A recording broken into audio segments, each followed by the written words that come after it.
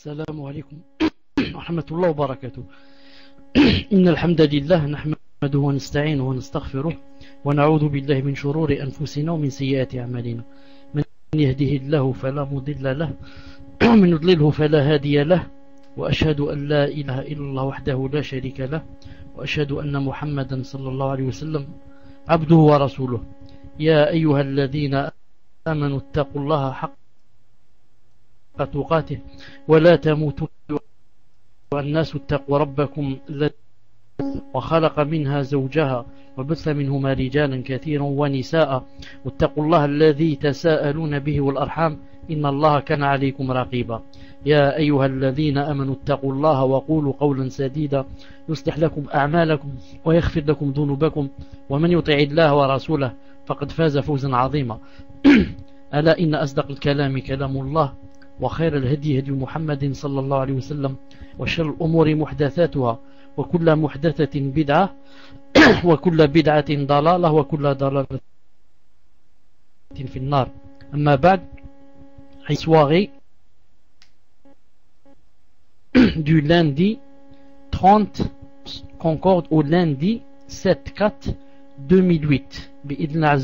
Nous sommes avec le 15e cours de la personnalité de la musulmane. On va écrire le titre, Inch'Allah Ta'ala. Il a dit d'abord Al-Ghuraba, est-ce que tu es là? Al-Ghuraba, est-ce que tu es là, Inch'Allah, ou là tu n'es pas là? Alhamdulillah. Alors le titre, elle est bienveillante et déférente envers ses beaux-parents. Elle est bienveillante et déférente envers ses beaux-parents. J'attends, Inch'Allah, que ça soit écrit. Elle est bienveillante et déférente envers ses beaux-parents. Jazakallah khairan. Si tu pouvais, Inch'Allah Ta'ala, écrire le titre en rouge. Jazakallah khairan. Le dévouement de la musulmane pour son mari consiste aussi à avoir un bon comportement, avoir un comportement généreux et respectueux vis-à-vis de sa belle-mère. Comme nous l'avons. Salam alaikum. Vous avez entendu ce que j'ai dit? Al-Ghuraba, vous avez entendu un peu ce que j'ai dit, ou là vous n'avez rien entendu? Je répète, car il y a eu un problème de micro. Je répète. Naam. Je dirais, Inch'Allah Ta'ala. Elle est bienveillante et déférente envers ses parents. Le dévouement de la musulmane pour son mari consiste aussi à avoir un bon comportement, un comportement généreux et respectueux vis-à-vis de sa belle-mère. Comme nous l'avons vu dans un hadith précédent, la mère est la personne qui a le plus de droits sur son fils. Une musulmane imprégnée des principes de sa religion doit donc aider son époux à exprimer son respect et sa bienveillance envers sa mère, c'est-à-dire sa belle-mère à elle. En agissant ainsi, elle l'aura bien agi envers sa propre personne et envers son mari. Ghuraba écrit numéro 1. Car elle l'aura aidé dans l'accomplissement des bonnes œuvres et l'acquisition de la piété, conformément aux recommandations du Saint-Coran. Ainsi, la femme devient plus proche de son époux et plus appréciée de sa part, car tout homme noble se félicite de voir sa femme en relation de respect et d'affection avec ses parents, et tout homme noble ne supporte pas de la voir en discorde ou en rupture avec eux. Naam. Pour celles qui ne savent pas, naam, on leur dira quoi? Pour les sœurs qui ne savent pas, on leur dira que le fait que l'homme ou que l'époux, naam, sente qu'il y a une très bonne entente entre sa femme et ses parents à lui, cette chose ajoute et donne du poids, masha'Allah, dans la vie du couple.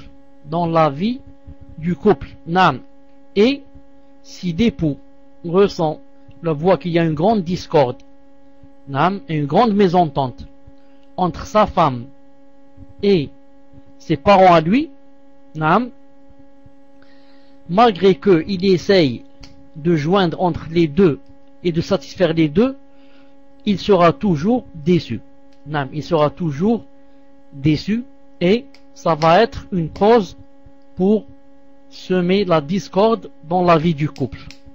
Dans la vie du couple. Naam. La bienveillance, l'action, la bienveillance, l'affection, l'estime et le maintien des liens sont les aspects qu'il approuve le plus dans cette relation. Et la discorde, la rupture, la méchanceté, la haine et l'esprit de ruse sont les pires aspects qu'il puisse supporter. Or, une famille musulmane dont les esprits et les âmes sont imprégnés des principes de l'islam est loin de vivre le second cas de figure, car il est propre à ceux qui n'ont pas connu la vraie religion ou s'en sont écartés. Donc il a dit ici que une famille musulmane dont les esprits et les âmes sont imprégnés des principes d'islam est loin de vivre, ne vit jamais le second cas de figure, c'est-à-dire où il y a quoi? La discorde, la rupture, la méchanceté, la haine et l'esprit de ruse. Pourquoi? Car ces choses-là, ces défauts-là, sont propres à ceux qui n'ont pas connu la vraie religion ou s'en sont écartés. Je dois enlever aussi le point rouge à une autre personne pour me suivre. Naam, le Ghoraba, regarde, je suis sur un proxy très difficile. Naam, et ça risque de couper toutes les secondes. Et c'est Allah subhanahu wa ta'ala qui aide, c'est tout. Sinon j'aurais pas fait le dars. Alors, jazakallahu khairan. Naam, toutes les minutes tu écris numéro 1. Ne m'attends pas que je te dise. Naam, jazakallahu khairan. Cependant, il arrive qu'une musulmane subisse l'épreuve d'avoir une belle-mère ou des beaux-parents de mauvais caractère. Dans ce cas, qu'est-ce qu'elle doit faire? Elle doit les traiter de façon correcte, intelligente et courtoise, afin de maintenir un équilibre relationnel entre mari et beaux-parents, et surtout pour éviter les conséquences néfastes sur sa vie de couple que causerait une réaction négative de sa part à leur rencontre. Donc, vous avez remarqué, il arrive, je dis pas que c'est rare, mais c'est presque très répandu, qu'une musulmane subisse l'épreuve d'avoir une belle-mère ou des parents de mauvais caractère. Ça arrive. C'est très répandu même. Dans ce cas, qu'est-ce qu'elle fait?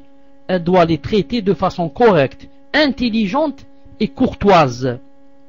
Surtout quoi? Intelligente. C'est avec son intelligence, bien sûr l'intelligence basée sur sa foi, qu'elle pourra alors supporter cette épreuve et alléger le poids des soucis. C'est très difficile, l'épouse, quand ça marche pas avec sa belle-mère, mais si elle est intelligente et elle a de la foi, masha'Allah ta'ala, elle sait comment la ménager.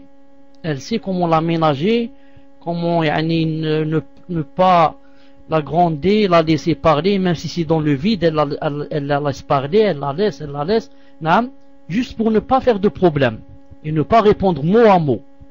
Ce n'est pas ma belle-mère dit un mot, j'en lui dis 10. Ça c'est très facile. Mais se taire et contenir sa colère, ça ce n'est pas donné à tout le monde. C'est donné à celles qui ont la foi et qui sont intelligentes. Elle se dit dans son cœur, je la laisse parler. Je lui parle, je la connais. C'est une femme à problème. Elle va pas s'arrêter. Allez, je la laisse parler. Je me tais. Laisse-la parler. Elle se taira toute seule. Bien sûr, sauf quand c'est des questions dans le din, etc. Là, je lui fais la remarque que, par exemple, ceci ne se fait pas, etc. Mais je parle pas beaucoup. Pourquoi? afin de maintenir un équilibre relationnel entre mari et beaux-parents, et surtout pour éviter les conséquences néfastes sur sa vie de couple. Non. La musulmane ne doit pas croire qu'elle est la seule à être appelée à être bienveillante et prévenante, et que rien de cela n'incombe à son époux, et qu'il est par conséquent libre de la maltraiter ou manquer à ses devoirs conjugaux. L'islam, cette sublime religion, a judicieusement organisé les relations conjugales. Chacun des deux partenaires a des devoirs vis-à-vis de l'autre, comme il a des droits sur lui. Non. Les devoirs de la femme vis-à-vis de son époux ont leur pendant chez lui, ont leur impact chez lui. Ce sont ses droits. Ce sont des droits qui préservent sa dignité et sa personnalité de toute négligence, humiliation ou injustice de la part de l'époux. L'acquittement de ces droits est une obligation qui incombe à l'époux. Il doit l'observer et l'appliquer de la manière la plus parfaite. Il doit assumer, l'époux, je parle de l'époux, il doit assumer parfaitement son rôle de tuteur. Or, il ne peut occuper pleinement ce statut sans avoir prouvé sa capacité à gérer son foyer, en manifestant les qualités que les femmes admirent tant, les qualités d'un véritable homme. Il doit se montrer fort de caractère sans être pour autant agressif, gentil mais sans faiblesse, généreux mais loin de tout excès, noble, tolérant, indulgent, qui pardonne, respectueux et bon gestionnaire des affaires du couple. Je répète, Inch'Allah Ta'ala, comment doit être l'époux. Naam. Je répète comment, bi'idna Azzawajal, doit être l'époux. Naam. Quels sont ses devoirs, bi'idna Azzawajal. Taïb. Je disais, or, il ne peut occuper pleinement ce statut sans avoir prouvé sa capacité à gérer son foyer en manifestant les qualités que les femmes admirent tant, les qualités d'un véritable homme. Il doit se montrer fort de caractère sans être pour autant agressif. Naam. Fort de caractère, ça ne veut pas dire quoi? Ça ne veut pas dire agressif. Naam. Certains croient que fort de caractère, ça veut dire je vais devenir agressif et je vais la frapper. Gentil, mais sans faiblesse. Gentil, mais pas au point de devenir faible. Faible devant sa femme au point où je lui permets par exemple qu'elle fasse le haram. Et je suis tellement gentil que je lui permets de voir dans la télévision des choses qui sont interdites. Pourquoi je la laisse? Je suis gentil. Naam, cette gentillesse, Allah Ta'ala ne l'aime pas. La gentillesse où il y a la faiblesse au point où on va désobéir à Allah Ta'ala, c'est une gentillesse qu'Allah Ta'ala n'aime pas. Il doit être généreux mais loin de tout excès, noble, tolérant, indulgent, respectueux et bon gestionnaire des affaires du couple. Il doit aussi sensibiliser sa femme à se partager des responsabilités relatives à la gestion du ménage et l'éducation des enfants pour s'entraider à fonder la famille modèle conforme aux aspirations de l'islam. Cinquièmement, le ghuraba, elle lui exprime son affection et tient à le satisfaire. Cinquièmement, elle lui exprime son affection et tient à le satisfaire. Elle lui exprime son affection et tient à le satisfaire. Jazakallahu khairan. Une musulmane pieuse et avisée manifeste constamment son affection à son époux et se montre attentive à son bonheur, de sorte qu'elle lui épargne tout élément susceptible de perturber leur vie paisible. Écoutez bien ce qu'il va dire. Elle ne lui adresse que des paroles agréables et s'abstient de tout propos susceptibles de le vexer ou de l'affliger. Elle doit s'empresser de lui annoncer les bonnes nouvelles. Pourquoi? Pour être la source de sa joie. Pour être la source de sa joie. Naam, elle doit s'empresser de lui annoncer les bonnes nouvelles pour être la source de sa joie. Regardez, quand il y a quelqu'un, au temps du prophète sallallahu alayhi wa sallam, naam, quand Moussaylima al-Kaddab, tout le monde connaît, hein, qui s'est dit que il était un prophète. C'est un faux prophète, bien sûr. Naam. Quand il a été tué,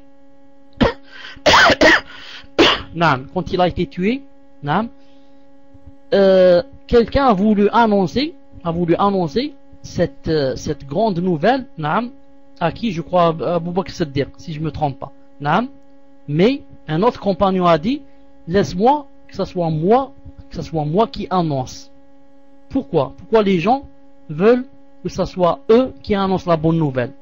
Car quand tu annonces à quelqu'un la bonne nouvelle, tu deviens quoi? Tu deviens la source de sa joie. C'est toi, bi'idna ta'ala, qui lui a annoncé une bonne nouvelle. Et ce n'est pas une autre personne. Alors imagine la femme, quand elle est là, naam, et elle n'annonce que des bonnes nouvelles à son mari. Sûrement que ça le poussera à l'aimer encore plus. Subhanallah al-Azim. Elle ne lui annonce en général que les bonnes nouvelles. En cas de mauvaise nouvelle, qu'est-ce qu'elle fait? Il y a une mauvaise nouvelle. En cas de mauvaise nouvelle, elle doit reporter son annonce jusqu'au moment approprié afin d'atténuer leur effet sur lui. S'il y a une mauvaise nouvelle, elle ne s'empresse pas à la lui dire. Elle attend le moment approprié, le moment opportun, naam, où elle va venir comme ça, yani gentiment et comme ça, avec je sais pas, gentillesse, afouane. Comment qu'on dit, subhanallah, j'ai employé tout à l'heure, comment qu'on dit quelqu'un zeki? C'est pas gentil, c'est... Rappelez-moi comment qu'on dit zeki? Taïb, je l'ai trouvé. Avec intelligence. Elle va lui annoncer la mauvaise nouvelle. Naam. Aucun moyen pour éviter d'être l'annonciatrice de ce genre de nouvelles. Alors qu'est-ce qu'elle fait? Alors elle doit le préparer au choc en adoptant des méthodes susceptibles de ne pas le brusquer. Une telle démarche n'est pas accessible à toutes les femmes. Elle exige sagesse et intelligence. Et rares sont les femmes qui la maîtrisent et l'appliquent dans la réalité. Naam. Lui annoncer une mauvaise nouvelle, en la lui annonçant, et même s'il faut bien sûr l'annoncer, ce n'est pas toujours quelque chose de bien. Si je peux, je voudrais que ce soit pas moi qui la lui annonce. Naam. Mais si je suis dans l'obligation que ce soit moi qui lui annonce, alors je chercherai le moment opportun et le contexte qu'il faut, hein, pour la faire passer avec douceur et ne pas le brusquer. Naam. Car si de la porte, dès qu'il rentre, il dit salam alaikum, je lui dis wa alaikum salam wa rahmatullah, c'est très grave aujourd'hui. Wa alaikum salam, c'est la catastrophe aujourd'hui. Et elle commence à tirer ses cheveux, à se frapper des joues. Subhanallah l'azim, si elle fait comme ça, c'est que vraiment, il peut avoir une crise cardiaque. Alors que peut-être lorsqu'elle lui annonce la nouvelle, ce n'est pas grave à ce point. Non. Mais si elle a la sagesse et elle a l'intelligence, elle peut la faire passer bidna azawajal, avec douceur, et il acceptera bidna azawajal.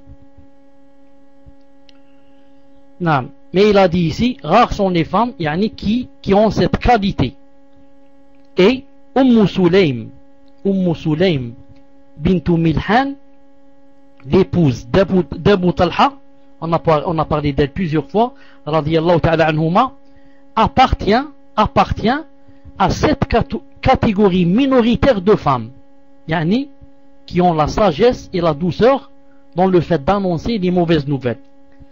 Après la mort de son enfant, durant l'absence du père, cette femme eut une attitude tellement rare qu'on l'aurait rangée parmi les contes légendaires, si ce n'était Muslim qui en avait rapporté le récit. Écoutons donc son fils, Anas ibn Malik, le compagnon très connu radiyallahu ta'ala anhu, nous raconter cette merveilleuse histoire dans les détails. L'un des fils d'Abu Talha et Sulaym mourut. Celle-ci dit à ses proches, sa mère a dit à ses proches, après que son fils mourut, qu'est-ce qu'elle a dit à ses proches? N'annoncez pas à mon mari Abu Talha la mort de son fils. C'est moi qui m'en chargerai. C'est moi qui m'en chargerai. À son retour, c'est-à-dire le retour du mari, le soir, qu'est-ce qu'elle fit? Elle lui servit le repas du soir. Alors imaginez, son fils est mort et elle a préparé quelque chose à manger pour son mari et elle n'a pas dit mon fils est mort, c'est grave et je n'ai pas le temps, je vais me tirer les cheveux et me déchirer les vêtements. Elle a dit non, mon fils est mort, je lui prépare à manger à mon mari. Une fois l'époux rassasié et désaltéré, elle se fit belle plus que jamais. Elle se fit belle plus que jamais. Ce qui emmena son mari Abu Talha à un rapport charnel avec elle. Puis, quand elle constata qu'il était satisfait, elle lui dit, écoutez ce qu'elle lui a dit. Écoutez, elle veut lui annoncer que son fils est mort. Il ne sait pas. Car quand il est rentré, il lui a demandé, alors comment va le fils? Comment va-t-il? Elle a répondu, il est plus calme que tu ne le crois. Elle n'a pas menti. Quelqu'un qui est mort est très calme. Il ne bouge pas du tout. Donc elle n'a pas menti. En arabe ça s'appelle ma'arid. Elle parle avec le ma'arid. Elle joue avec les mots. Elle lui a dit, il est masha'Allah, il est très calme. Il a compris que masha'Allah, il dormait. Alors qu'en fin de compte, il était mort. Elle lui a dit, maintenant elle va lui annoncer. Regardez la sagesse, l'intelligence, la foi. Elle lui a dit, imagine, ô Abu Talha, ô mon mari, imagine que des gens imagine que des gens prêtent une chose à leurs voisins, puis là leur réclament. Imagine que des gens prêtent une chose à leurs voisins. Ensuite, un jour ou là, ils réclament leur chose. Ces derniers, les voisins, ont-ils le droit de la leur refuser? Ces derniers ont-ils le droit de refuser la chose qu'ils ont empruntée? Non, répondit Abu Talha. Alors elle lui a dit, escompte, ihtasib, escompte donc la récompense d'Allah pour la perte de ton fils. Escompte donc la récompense d'Allah pour la perte de ton fils. Regardez l'exemple et la métaphore qu'elle a donnée. Imagine, des gens prêtent une chose aux voisins. Ensuite, le soir, ils leur disent, rendez-nous notre chose. Est-ce que le voisin peut-il dire, non, je ne rends pas cette chose, elle m'appartient? C'est impossible. Elle voulait dire, Allah Ta'ala nous a donné un enfant. Non, mais il ne nous l'a pas donné pour de bon. C'est pour ça qu'on dit, toujours qu'est-ce qu'on dit nous? Inna lillah wa inna ilayhi raji'un. On est d'Allah et vers lui on revient. Ça veut dire qu'on n'est pas de nous-mêmes, c'est lui qui nous a créés et vers lui on revient. On doit revenir. Tu restes 100 ans sur cette terre, tu dois revenir vers Allah, comme a dit le prophète sallallahu alayhi wa sallam. Ish ma shi'ta fa innaka mayyit. Vis ce que tu veux, tu vas mourir. Elle voulait dire ici, puisque Allah Ta'ala nous a donné une amana, un enfant en dépôt, en amana. Est-ce qu'on a le droit de le refuser si Allah Ta'ala le redemande? Si Allah Ta'ala demande sa amana, on a le droit de lui refuser? Il a dit non, bien sûr. Quand il a dit non maintenant, elle peut donc annoncer la nouvelle, car elle a fait quoi? Elle a fait une introduction et un préambule. Elle a fait un préambule, une introduction, on dit en arabe tawti'a. Elle a fait une tawti'a. Maintenant, il ne peut plus dire oui. Pourquoi? Sinon il va se contrarier. Sinon il va se contrarier. Alors, elle lui a dit, escompte donc la récompense d'Allah pour la perte de ton fils. Alors, qu'a-t-il dit lui? Il s'est mis en colère. Non pas parce que son fils est mort, jamais. Mais il a dit, sois en état d'impureté pour m'annoncer la mort de mon fils. Yani, pourquoi tu ne m'as pas dit auparavant? Maintenant que on vient de faire le rapport charnel, je suis en état d'impureté. Comment vais-je faire pour le laver lui, etc., etc. Le lendemain, il alla trouver le messager d'Allah sallallahu alayhi wa sallam et lui raconta ce qui s'est passé. Alors le prophète sallallahu alayhi wa sallam a dit, il a fait une dua spécialement pour eux. Hadith, il est dans le Bukhari Muslim. Il a dit, oh Allah, bénis pour eux deux cette nuit-là. Oh Allah, bénis pour eux deux cette nuit-là. Et Allah Ta'ala a répondu et exaucé la dua du prophète sallallahu alayhi wa sallam, et Sulaym fut enceinte à partir de cette veille-là, à partir de cette nuit-là, elle fut enceinte. Allah Ta'ala a écrit un enfant dans son ventre. Subhanallah al-Azim. Donc, qu'est-ce qu'on remarque ici? Que regardez les pieuses et les pieux aussi. Regardez les pieux et les pieuses. Ils perdent un enfant à bas âge bien sûr. Ils perdent un enfant et ils font comme si de rien n'était. Surtout elle. Lui, on peut dire qu'il ne savait pas. Surtout elle. Et en général, c'est la femme qui ne se retient pas dans les moments difficiles. C'est la femme qui est sentimentale. C'est la femme qui pleure. C'est la femme qui crie. C'est la femme qui hurle et qui déchire ses vêtements. Mais regardez, elle lui a préparé à manger. Mieux que cela, elle s'est faite plus belle que jamais. Et mieux que cela, ils ont fait ce que font le couple. Et ensuite, elle lui a annoncé comme ça, en donnant un exemple et une métaphore, comme introduction pour qu'il accepte. On ne va pas directement au but, mais on donne comme ça un exemple. Quand il est convaincu de l'exemple, on lui dit alors, regarde ce qui s'est passé aujourd'hui. Subhanallah. Un jour continue Anas, ça c'est pas terminé. Un jour continue Anas.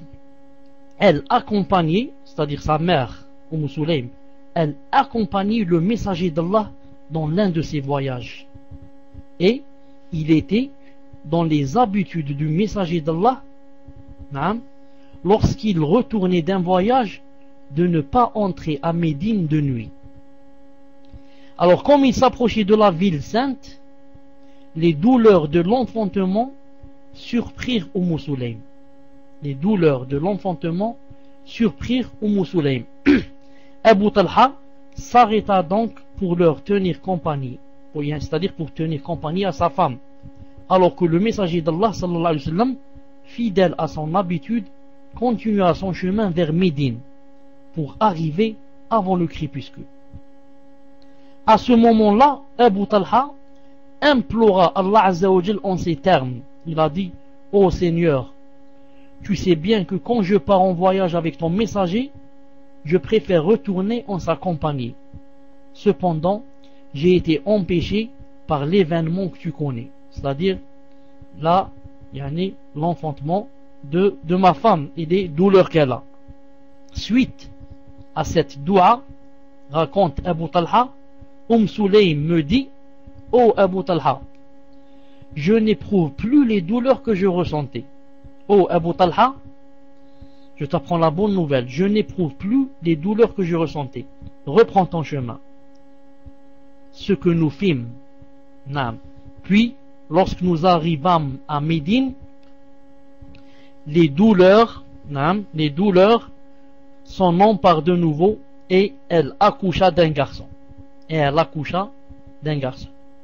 Ma mère, reprend Anas, radiyallahu ta'ala anhu, me dit alors, ô Anas, qu'aucune femme ne l'allaite jusqu'à ce que tu l'aies apporté demain au messager d'Allah sallallahu alayhi wa sallam.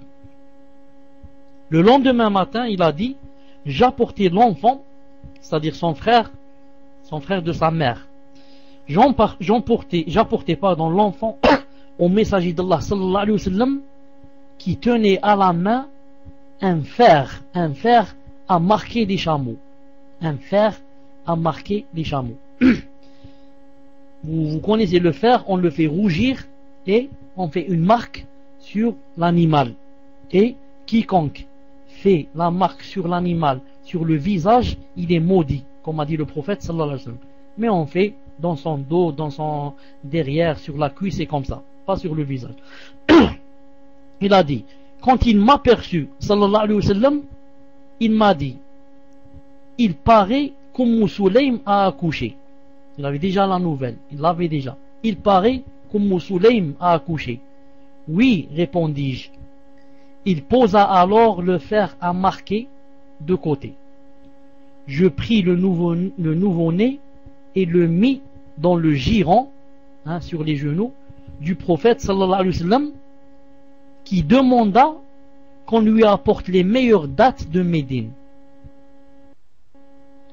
Il en mit une dans sa bouche à lui, sallallahu alayhi wa sallam, et la mâcha jusqu'à ce qu'elle devint molle. Puis, il l'a mis dans la bouche du nouveau-né. Celui-ci s'étant mis, c'est-à-dire le bébé, s'étant mis à se passer la langue sur les lèvres, alors le messager d'Allah a dit, regardez à quel point les Médinois, les Ansar, les Médinois aiment les dates. Regardez à quel point les Médinois aiment les dates. Car le bébé, qu'est-ce qu'il faisait? Il passait sa langue sur ses lèvres. Ensuite, le prophète sallallahu alayhi wa sallam lui passa la main sur le visage et lui donna le nom de Abdallah. Le nom de Abdallah, c'est-à-dire Abdullah. Quelle foi profonde, quelle endurance, quel mérite, quelle éminente femme. Comment a-t-elle pu étouffer sa douleur, elle qui venait de perdre la chair de sa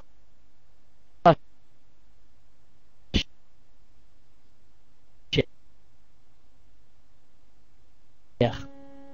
Comment a-t-elle pu étouffer sa douleur? Elle me fait sauter une seconde. On va voir.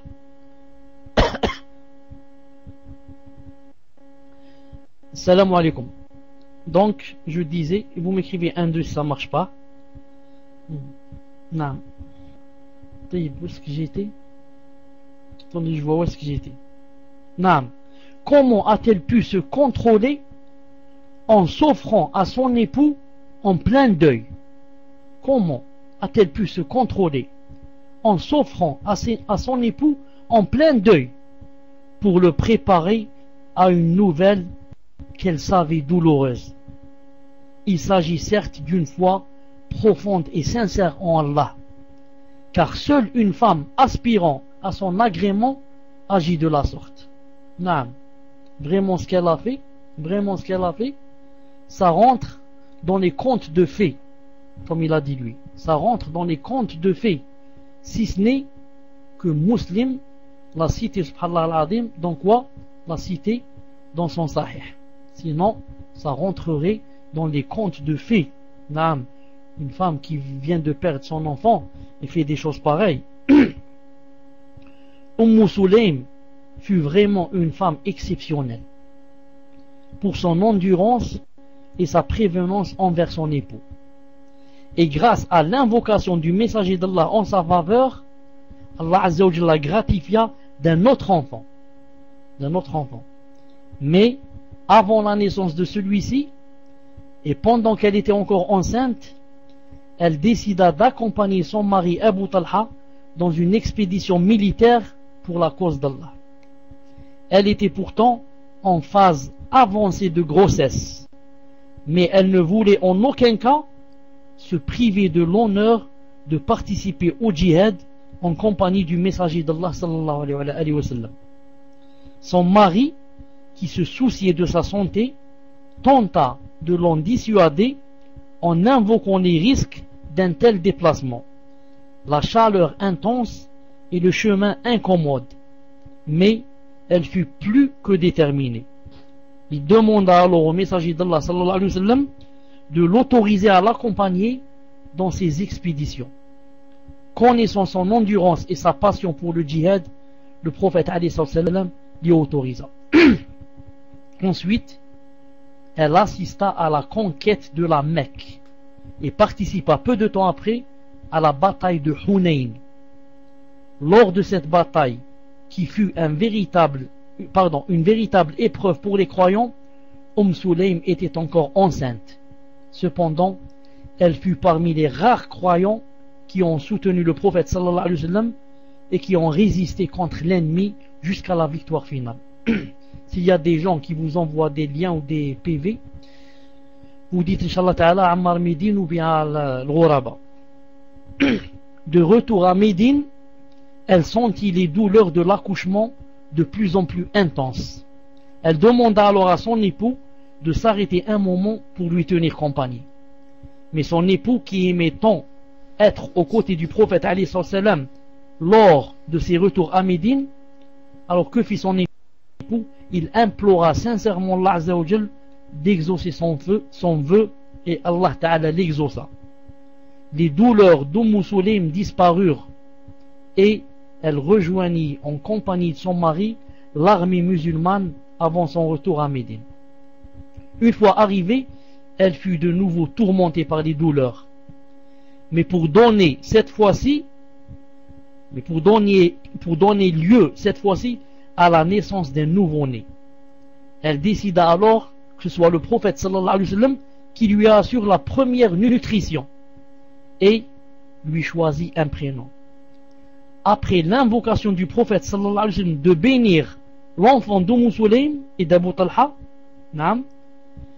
cette dua se réalisa, car dans la descendance de cet enfant qui venait de naître et béni par le prophète sallallahu alayhi wa sallam et qu'il a nommé Abdullah, il y aura 10 savants de grand mérite. Subhanallah al-Azim. Regardez, le prophète sallallahu alayhi wa sallam, quand on lui a raconté ce qui s'est passé la nuit et ce qu'a fait Sulaym qui venait de perdre son enfant, déjà il a fait une dua. Il a dit: oh Allah, bénissez cette nuit. Alors Allah Azza wa Jal fit de sorte que Sulaym tomba enceinte cette nuit.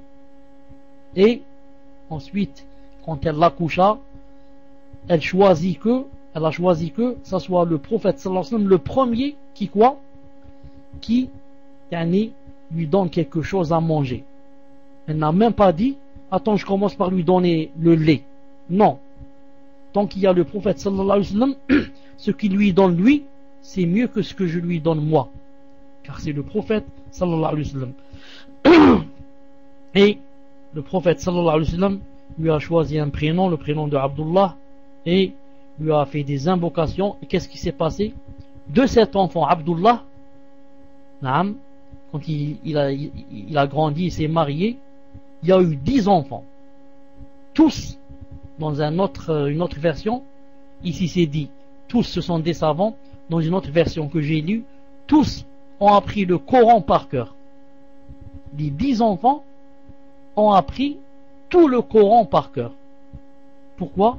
La dua du prophète sallallahu alayhi wa sallam. Et regardez, quand une femme a un grand malheur, même un homme ou une femme, et endure, patiente, s'en remet à Allah Ta'ala, fait les doigts qu'il faut, regardez la récompense. Allah Ta'ala lui a pris un enfant et il lui a donné quoi? Il lui a donné 10, disons 11 avec celui-là, qui tous sont des savants, sont devenus des savants, qui tous apprirent le Coran par cœur, masha'Allah. On prend aussi de ce hadith, que vous avez remarqué que le prophète sallallahu alayhi wa sallam, qu'est-ce qu'il a dit quand on lui a donné l'enfant?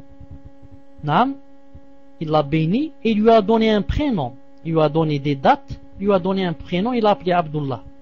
Donc c'est de la sunna, si on a un bébé, que on commence par lui donner quelque chose de sucré, par exemple la date. Surtout si c'est la date de Médine. Naam. Car certains ont dit, il faudrait que ça soit la date de Médine. Et d'autres ont dit non, pas spécialement, même quelque chose de sucré. Vous remarquez aussi quoi?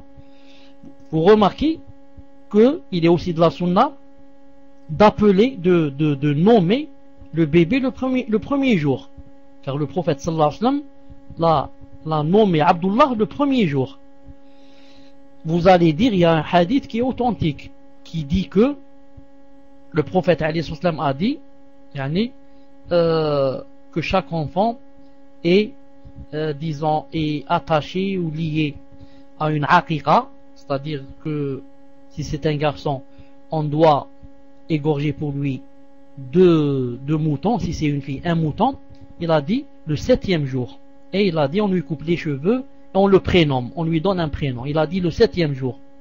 Vous allez dire, comment se fait-il que lui, sallallahu alayhi wa sallam, a dit que c'est le 7e jour qu'on choisit le prénom, et ici, il a donné un prénom à quelqu'un le premier jour.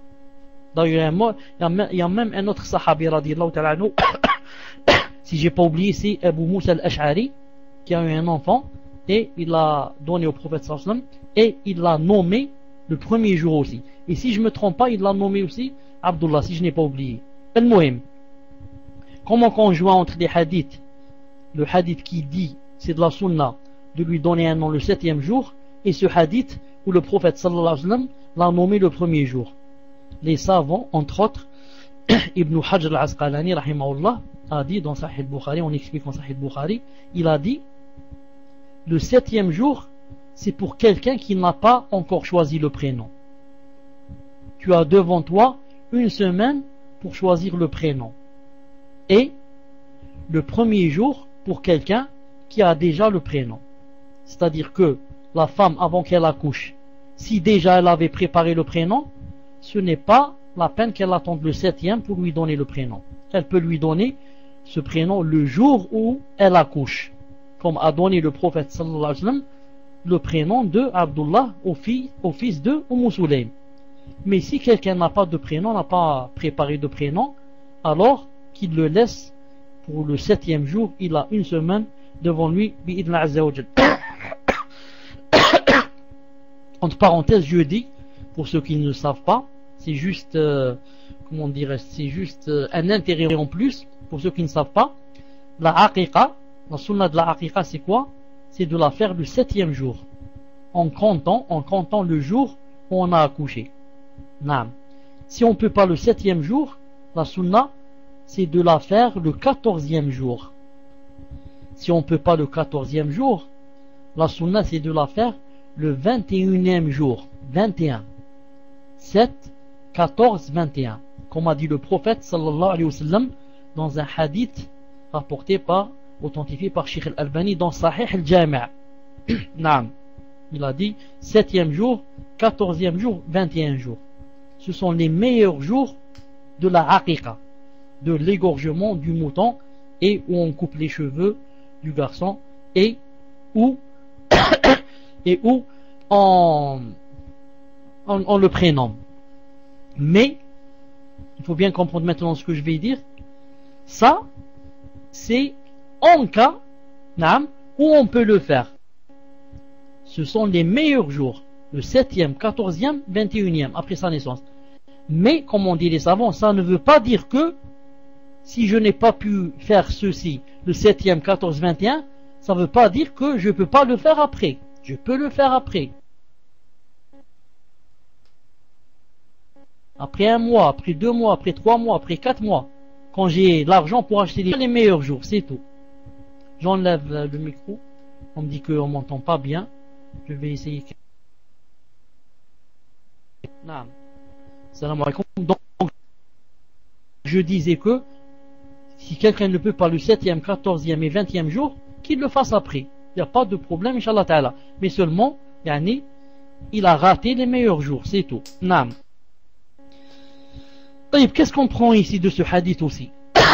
Le garçon qui est mort, le petit enfant qui est mort, le prophète sallallahu alayhi wa sallam jouait beaucoup avec lui. Et quand il passait, ou là il allait chez Sulaym, il cherchait ce garçon et il lui disait souvent la phrase suivante. Qu'est-ce qu'il lui disait? Il lui disait Ya Aba Umayr, ma fa'ala an-Nughayr. Ya Aba Umayr, ma fa'ala an-Nughayr. C'est-à-dire en français que cet enfant qui est mort à bas âge bien sûr, avant l'âge du raisonnement, cet enfant avait un petit oiseau. Le petit oiseau en arabe, il s'appelle Nughayr. Nughayr, tasghir, Nughayr. Et le prophète sallallahu alayhi wa sallam lui disait Ya Aba Umayr, oh Abu Umayr. Regardez comment le prophète sallallahu alayhi wa sallam a donné une kunya à un petit enfant. Il avait juste 3 ou 4 ans, il lui disait Abu Umayr. Il n'a pas dit Abu Omar. Umayr, rendre Omar plus petit. Umayr. Pourquoi? Pour que ça tombe bien et que ça rime. Ça rime avec Nughayr, avec l'oiseau. Ya Aba Umayr, ma fa'ala Nughayr.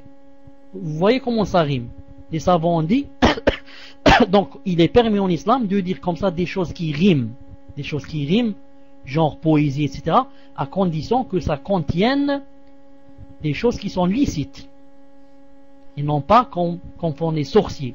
Ils disent des choses qui riment, mais dans le haram. Mais toi, si tu dis des choses comme ça qui riment, et tu dis des phrases qui sont licites, ce n'est pas grave. Le prophète l'a fait. Il a dit Ya Aba Umayr ma fa'ala an-Nughayr. Premièrement. Alors vous voyez aussi comment le prophète jouait avec les enfants. C'est pour ça qu'il était aimé par tout le monde. Un enfant qui joue avec un oiseau, il lui dit comment vas-tu X? Comment va l'oiseau? Et ceci, je joue avec lui. Non, mais le prophète vous savez que quand il passait devant des enfants, il leur disait salam alaikum. Et il dit pas, ils sont jeunes, et il dit pas moi je suis messager et comment je vais dire à des enfants salam alaikum. Non, il leur disait salam alaikum tellement sallallahu alayhi wa sallam, tellement il était modeste. Naam, tellement il était modeste sallallahu alayhi wa sallam. Taïb. Donc vous remarquez ici, qu'est-ce qu'on remarque? On remarque que il est permis, il est même de la sunna de donner une kunya même à un petit enfant. On a un petit enfant, on a une petite fille, si c'est un enfant, on lui dit Abu quelque chose. Alors Abu Omar, alors Abu Ali, alors Abu Muhammad, comme ça, on lui donne une petite kunya. Si c'est une fille, on dit Ummu. Alors Ummu Saïda, Ummu Nadia, Ummu Saliha, et comme ça. Naam, ça rentre dans la sunna bi'idna azza wa jal, même si ce sont des enfants et qui ne sont pas mariés. Quant à la preuve qu'on donne aux garçons, on vient de le citer. C'était quoi? Qu'est-ce qu'il lui a dit? Abu Umayr. Quant à la preuve qu'on donne aussi à une fille, c'est que le prophète sallallahu alayhi wa sallam, on lui a ramené une petite fille de Habiba.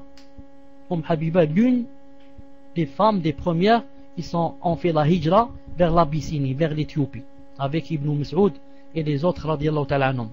Elle a eu une fille qui s'appelait qui s'appelait qui était née là-bas, je sais pas comment qu'elle s'appelait. Une fois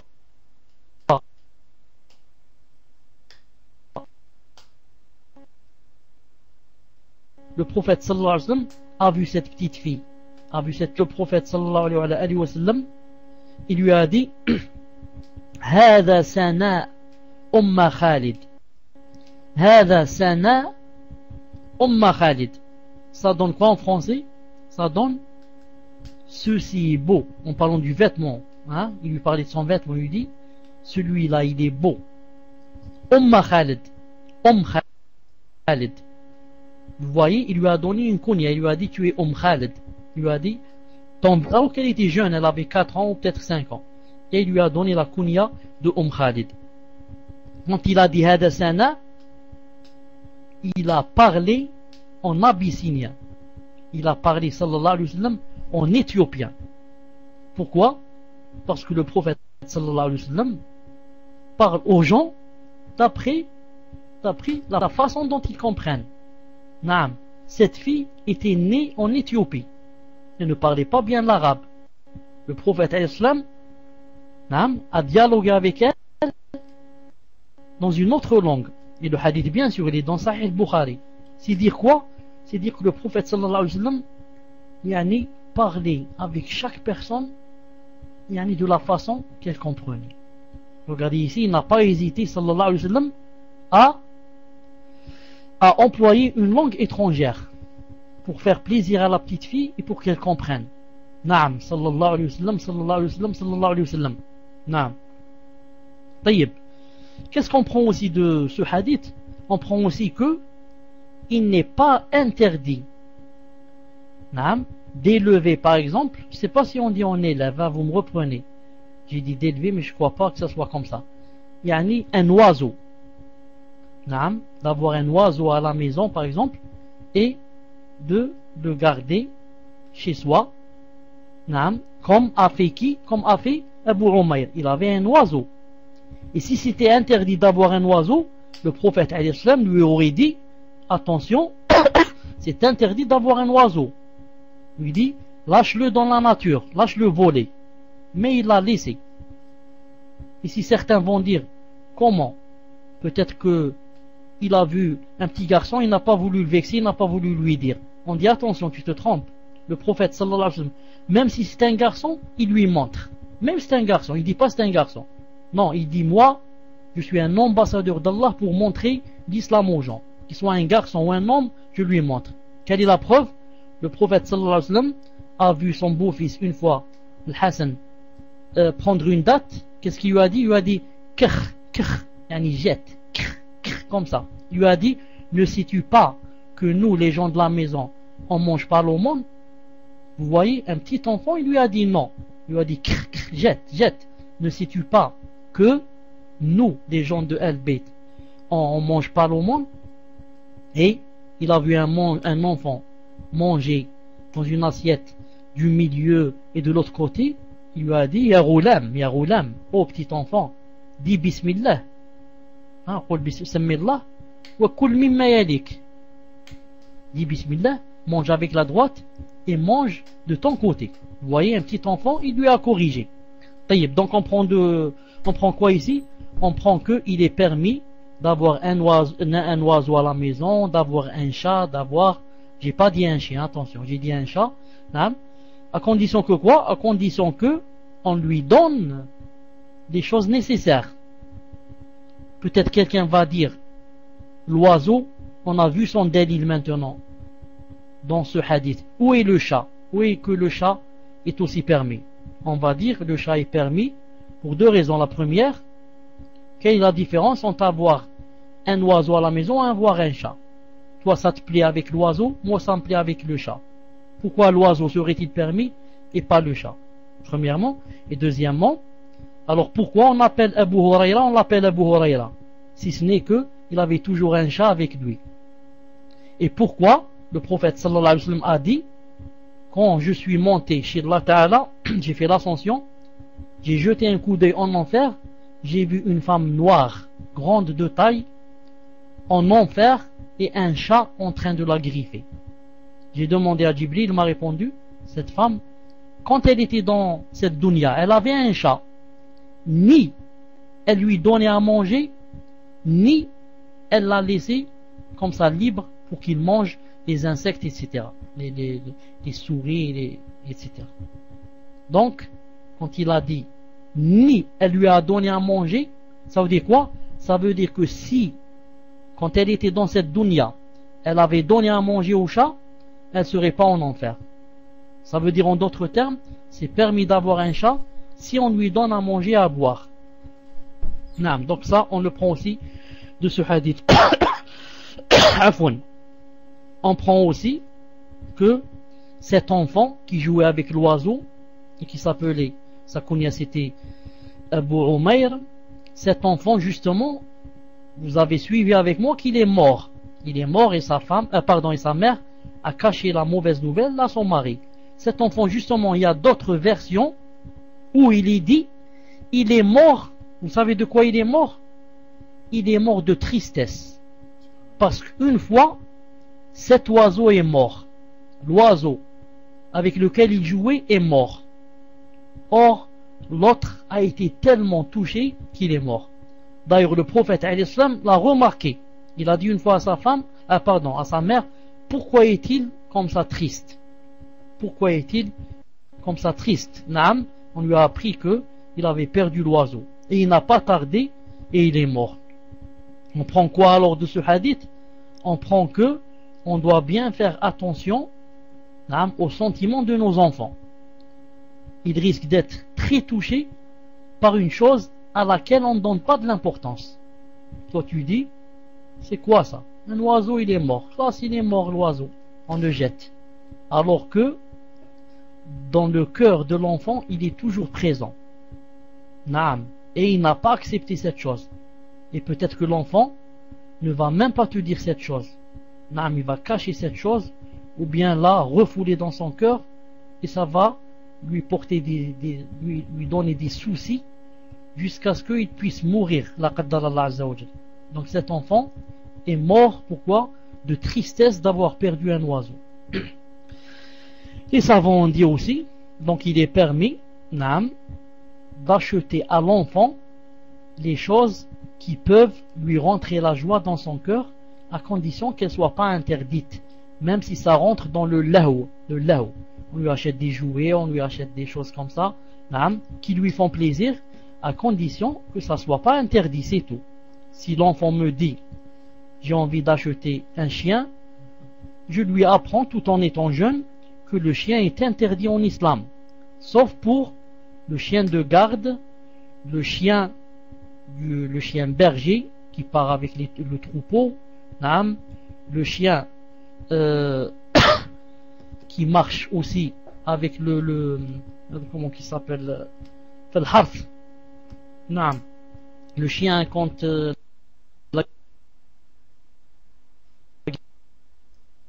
l'agriculteur, etc. Naam, il a besoin de lui. Celui-là c'est permis aussi, mais un chien de montagne de hasanat pour la personne qui a le chien. Naam, je disais que toute personne compense chaque jour pour la personne qui l'a eu. Allah subhanahu wa ta'ala l'afiya. Naam, quand j'ai dit aussi que le chien qui n'avait pas de rôle était interdit, naam, il n'est pas possible que quelqu'un dise, par exemple, j'ai un chien, j'ai un caniche. On va lui dire, mais le caniche n'a aucun rôle. Il va dire, si, le caniche, c'est une parure pour la maison. C'est une parure. Il est au salon, assis là, sur le divan, avec ses oreilles pendantes. Il dit, non, celui-là, il est bien. C'est une parure pour la maison. On dit, non, ça, c'est quoi? C'est une habitude des kuffars, pas des musulmans. Le musulman n'a pas de chien, sauf s'il est dans la nécessité. Sauf s'il est dans la nécessité pour garder la maison, pour garder le troupeau, etc. On prend quoi aussi? Je crois que on va s'arrêter ici. Attendez une seconde. Il y a aussi d'autres intérêts dans le hadith. Je les laisse, Inch'Allah Ta'ala, pour passer à autre chose. Je les laisse, Inch'Allah Ta'ala, pour passer à autre chose. Il n'est donc pas étonnant que le prophète alayhi salam ait annoncé à cette femme sincère et profondément croyante d'aller au paradis. Le prophète alayhi salam a annoncé à cette femme, subhanallah al-azim, qu'elle irait au paradis. Car il a dit, qu'est-ce qu'il a dit alayhi salam? Il a dit, en rentrant au paradis, c'est-à-dire le jour de l'ascension, il a dit, en rentrant au paradis, j'entendis un craquement de pas. J'entendis un craquement de pas. Qui est-ce? Demandai-je aux anges. Qui est-ce? C'est Ar-Rumaysa bintu Milhan. Qu'est-ce qu'ils me répondirent? Quand j'ai dit, c'est les pas de qui j'entends au paradis, on m'a dit, c'est Ar-Rumaysa, comme ça qu'elle s'appelait. Elle avait quelque chose dans les yeux. On l'appelait Rumaysa, avait quelque chose dans les yeux. C'est Ar-Rumaysa bintu Milhan, c'est-à-dire Sulaym, pardon. La mère de Anas ibn Malik, répondirent les anges. Sharh Sahih Muslim, volume 16, page 11. L'épouse idéale est aussi celle qui, avec intelligence, manifeste son affection envers son époux, notamment quand il est irrité ou en désaccord avec elle. On rapporte à ce sujet que le prophète alayhi salatu salam décida de manifester son mécontentement vis-à-vis de ses épouses en disant, qu'est-ce qu'il a dit? Je ne me rendrai plus chez mes épouses pendant un mois. Elles l'ont énervé, il m'a dit, je ne me rendrai plus chez mes épouses pendant un mois.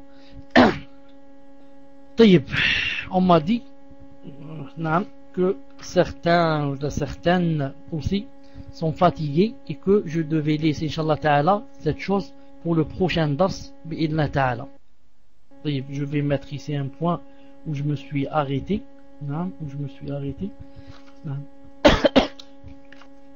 Une seconde, puisqu'il reste seulement gagner une page et demie, je la continue, c'est mieux, parce qu'il y a un titre qui va venir. Donc, le prophète sallallahu alayhi wa sallam a dit une fois, je ne me rendrai plus chez mes épouses pendant un mois. Et au bout de 29 nuits, il se rendit chez Aïcha, radiyallahu ta'ala anha. Et c'est par elle qu'il commença. Alors elle lui dit, tu as juré de ne pas te rendre chez nous pendant un mois. Or ce matin, il ne s'est écoulé que 29 nuits. Je les ai bien comptées. Alors le prophète islam répliqua, ce mois, le mois où nous sommes, ne compte que 29 jours. Ça veut dire, moi je n'ai pas menti quand j'ai dit, je viens pas chez vous un mois. Naam, ce mois contient 29 jours. En effet, ajoute Aïcha, ce mois-là ne compte que 29 jours. Passage d'un long hadith rapporté par Bukhari Muslim. Voir Fath al-Bari, volume 7, page 116, et Sharh Sahih Muslim, volume 7, page 195.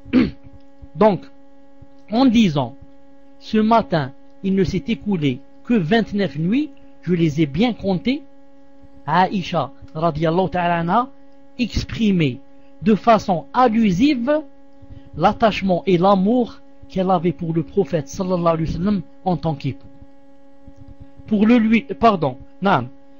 lui manifester l'amour intense qu'elle avait pour lui, elle lui a fait part de son attente et de son impatience au point de compter les jours, voire les heures qui les séparaient de leur retrouvailles. Vous avez remarqué Aïcha, qu'est-ce qu'elle a fait? Tellement elle voulait le rencontrer sallallahu alayhi wa sallam, elle était sur le feu, sur la braise en train de l'attendre, et pour lui manifester son grand amour qu'elle avait pour lui, alors elle lui a exprimé d'une façon allusive l'attachement qu'elle avait avec lui, son attachement à elle, au point où, de son impatience et son attente, elle comptait les jours et même les heures qui la séparaient de lui.